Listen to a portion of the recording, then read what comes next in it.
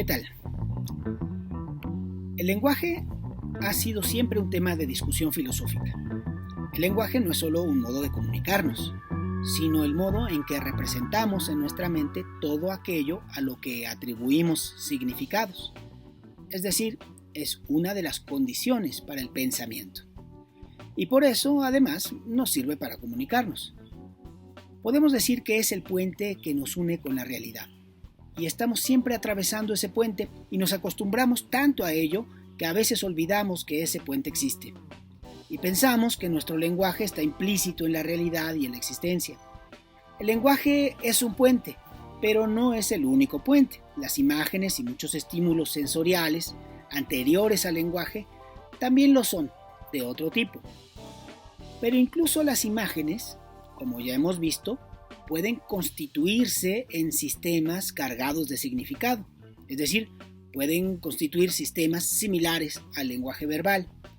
No estoy muy seguro de que a todo sistema de signos pueda llamársele lenguaje. Quizá la generalización es excesiva, pero por comodidad y por analogía, nos permitimos emplear expresiones como el lenguaje de las formas, el lenguaje pictórico, el lenguaje musical o el lenguaje fotográfico. En fin, que los distintos lenguajes están allí y toda nuestra idea de la realidad está montada en ellos. Pero ¿a dónde voy con todo esto? Bueno, es que el arte, aunque tenga su propio lenguaje pictórico, escultórico y todo aquello que llamamos el lenguaje de las imágenes o de las formas, tiene además una relación con el lenguaje verbal y con el pensamiento porque sus formas se asocian a significados, no se agotan en una sensación, sino que a través de sensaciones inciden en nuestro pensamiento. Basta con que a un cuadro, por ejemplo, le cambiemos el título para que la manera en que lo apreciamos cambie totalmente. Hagamos este experimento. Busquemos una imagen, ponemos un título que la convierta en una imagen cómica. Luego modificamos y le ponemos un título que la haga parecer trágica. Y podemos seguir con el experimento para mover su significado en muchos sentidos, de crítica social, misteriosa, surrealista, cursi. Mucho del funcionamiento de los famosos memes es así. Es una imagen y a la imagen se suma una frase y entonces adquiere un significado que no está propiamente en la imagen ni propiamente en el texto, pero que aparece cuando los dos se juntan. Eso es evidencia de que el lenguaje y el arte están mucho más involucrados de lo que pensamos. Y una vez más, volvamos al ejemplo del urinario de Duchamp. Lo titula Fuente. El hecho de que el artista le ponga un título no hace que se convierta de modo inmediato en una fuente, o que realmente nos engañe.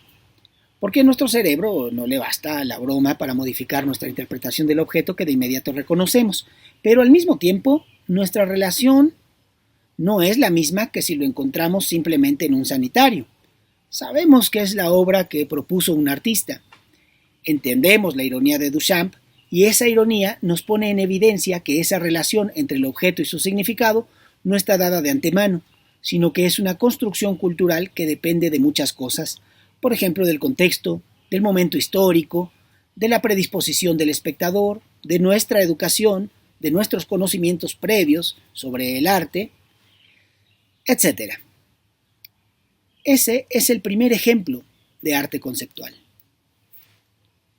Pero ya más recientemente, entre las muchas orientaciones del arte contemporáneo, hay una que es dominante y que es la que llamamos arte conceptual y que ya entendemos dentro del contexto del arte contemporáneo. Todas las obras artísticas tienen una dimensión conceptual en la medida en que contienen un significado, pero las obras que llamamos conceptuales serían aquellas en las que el objeto material, o más bien la materialidad del objeto, queda disminuida o incluso desaparecida por completo en su importancia frente a la mayor importancia que cobran los aspectos de su significado, de la idea o del proceso mental que generan o en que son generadas. Al grado de que muchas obras prácticamente no tienen existencia material, sino que solo aparecen como ideas. Pero como siempre es mejor ver ejemplos para ver cómo puede ser esto. Veamos el ejemplo más típico. 1 y 3 sillas, de Joseph Kosuth. Es una obra muy conocida. Basta con que abran YouTube y encontrarán un sinfín de explicaciones. Pero el asunto es evidente. Lo que hace aquí Kosuth es exponer el punto de partida del problema que le interesa. No es un problema nuevo. Platón lo había planteado ya hace 2300 años, como parte de su teoría de las ideas.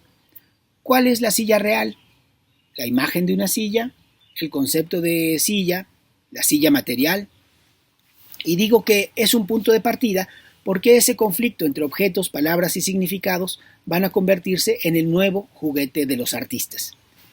Y dije juguete como por accidente, pero en realidad es que yo creo que esta idea de poner en juego suele ayudar mucho a comprender las estrategias del arte. Los cubistas querían hacer algo nuevo y entonces ponen en juego todas las consecuencias de la renuncia al espacio unitario. Los abstractos ponen en juego las formas visuales liberadas del deber de la imitación. Bueno, pues el arte conceptual pone en juego las consideraciones del arte en su forma de generar significados. Y a partir de ese planteamiento se abre una serie de posibilidades muy diversas y muy divertidas si las vemos con ojos bien dispuestos. Veamos, por ejemplo, lo que hace Kosuth con su serie de neones, que a mí en lo personal me gustan más que la silla. La idea que Kosuth tiene es más o menos simple, pero bonita al fin. Sabe que siempre hay una cierta distancia entre las palabras y los objetos, y se propone unas obras en las que la imagen y la palabra sean lo menos distantes entre sí, y entonces hace objetos que se autodefinan, es decir, que en ellos coincida la imagen, las palabras y el significado, todo en el mismo objeto. Por ejemplo, 4 colores, 4 palabras. O esta, 5 palabras en neón azul. O esta muy simple, un objeto autodefinido. Como él, otros artistas proponen sus propios problemas. A manera de juego podemos pensarlo como triángulos amorosos entre los objetos, las imágenes y las palabras. Y el elemento en conflicto en ese juego es aquello que entendemos como la realidad. Por ejemplo, algunas obras de Yoko Ono, esta artista conceptual que además fue esposa de John Lennon, y que consisten en un pequeño instructivo. La obra no es propiamente el instructivo, pero el instructivo es una propuesta que se convierte en obra si la realiza el espectador. Aquí una de ellas. Parece una simpleza y claro, bueno, en cierto modo lo es. Pero intentemos ver si esa simpleza puede movernos a reflexionar en algo. Si nunca encendemos el cerillo, la obra solo existe como una representación mental. Si encendemos el cerillo, la obra existiría materialmente. ¿La representación mental es algo real? ¿Qué tipo de existencia es la de las representaciones mentales? Y en ese sentido, ¿la obra que propone existe? Es una obra cuya existencia depende rigurosamente de la interacción. Bueno, se me ocurren muchísimas, pero si pretendiera hacer un listado mínimamente significativo de los autores relevantes del arte conceptual, nunca acabaría. Pero ya lo hizo antes Lucy Lippard, que escribió un libro que es más bien una memoria de las exposiciones que entre 1966 y 1972 se hicieron con contenidos conceptuales. Así que solo voy a abrir el libro de manera azarosa y voy a leer algunas de las obras. Esta me gusta. En 1969 hubo una exposición que existió únicamente en forma de catálogo, distribuido gratuitamente por todo el mundo. Y las obras de exposición se exhibían así como un listado. Y quiero leer la de Oldenburg. Dice, mi obra, Cosas coloreadas de rojo. La de Alex High, colocaré un trozo de papel de filtro químico de 1.5 por 1.5 metros en el tejado del edificio en el número 27 de Howard Street, Manhattan, durante las 24 horas del jueves 13 de marzo para ver lo que acumula. Una de Rick Barthel. He indicado abajo la información relevante, la cual, usada de manera apropiada, servirá a cualquiera para acceder a cualquier punto de la obra. 4 obras individuales, 2 puntos. Estar en el estado físico de cara al norte. Enseguida. Estar en el estado físico de cara al sur. Enseguida. Estar en el estado físico de cara al este. Y finalmente, estar en el estado físico de cara al oeste. Sobre las obras puede decirse: 1. Las obras incluyen y aceptan, pero no determinan todo lo que ocurre mientras esté en ese estado. 2. Las obras solo se pueden llevar a cabo personalmente de tal manera que existen como campos de un potencial delimitado por el estado físico. Como esos, hay cientos de ejemplos. En los 3 casos que vimos, es posible tomarlas a broma. Pero si las tomamos más seriamente, proponen interesantes reflexiones sobre las determinaciones y límites del estatus artístico de cualquier obra. O bien, podemos tomarlas a broma y en serio de manera simultánea. Y es que ya admitido que una obra puede plantearse en el terreno de las ideas y que su materialidad es de importancia secundaria, aparecen muchas posibilidades alrededor de la idea. Y en general, el arte producido después de los años 60 no puede pasar por alto esa lectura conceptual. Y todo el arte de instalación, de arte objeto, de intervención, de video, van a incluir en algún grado esta carga conceptual. Muchas de las obras del arte conceptual van a tomar como tema la reflexión de la naturaleza del arte. Y así muchas obras conllevan alguna pregunta del tipo: ¿qué distingue a lo que es arte de lo que no lo es? ¿O es el arte un objeto o un proceso mental? ¿Qué dota de significado a una obra? ¿Todo lo que propone un artista es arte? Como todo tipo de arte, hay unas obras mejores que otras, unas con más sentido, otras con menos sentido, otras con más sentido del humor y otras muy serias. Como cualquier tema controvertido, tiene sus defensores y sus detractores, algunos razonables, otros fanáticos. Como cualquier asunto, se va poniendo más interesante cuando vamos entendiéndolo más. Mi invitación es que de vez en cuando visiten algún museo de arte contemporáneo que incluya obras conceptuales y, en lugar de preguntarse ¿es que eso es arte?, se pregunten por el sentido que esconden y verán que la mayoría puede ofrecer más de lo que parece a primera vista. Pero bueno, la mejor manera de comprender siempre alguna propuesta artística es intentar desarrollar algo con sus propias herramientas, como hemos hecho en los ejercicios, así que les voy a proponer una tarea que consiste en lo siguiente. Bueno, son 2 tareas. La primera es hacer el mismo ejercicio que usamos como ejemplo.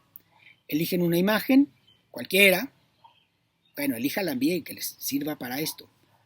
Le van a cambiar el título 5 veces para conseguir que la imagen aparezca como, primero, cómica, luego, trágica, luego, misteriosa, luego que aparezca como una imagen de crítica social y finalmente con algún título de orden cursi. Ponen los 5 títulos y comparten la imagen. Veamos qué se les ocurre. La segunda tarea es más bonita y es una obra de video. Van a grabar un video muy cortito. El título del video es Viento en el agua. Como ven, es una idea muy ambigua. Y eso es lo que me importa, porque a partir de esa frase, viento en el agua, que además, confieso, me la he robado de la obra de un artista conceptual. Bueno, pues a partir de ella pueden surgir infinitas posibles imágenes. Ustedes van a elegir algo que tenga que ver con ese título y van a grabar solo entre 10 y 30 segundos, no más, de imagen. Verán que el experimento va a arrojar resultados interesantes. Solo les pediría una cosa, y es que si alguien sube antes que ustedes una idea idéntica a la que ustedes pensaban subir, pues cambien la idea y hagan algo distinto. No se vale copiar las ideas de otros. No se valen trabajos idénticos. y el que tendrá que repetirla pues es el segundo que la suba, por supuesto, ¿no? El que la hizo primero contará su trabajo. Estén atentos a lo que han subido sus compañeros. Bueno, creo que ha quedado claro. Como siempre, si tienen alguna duda, me escriben. Nos vemos pronto.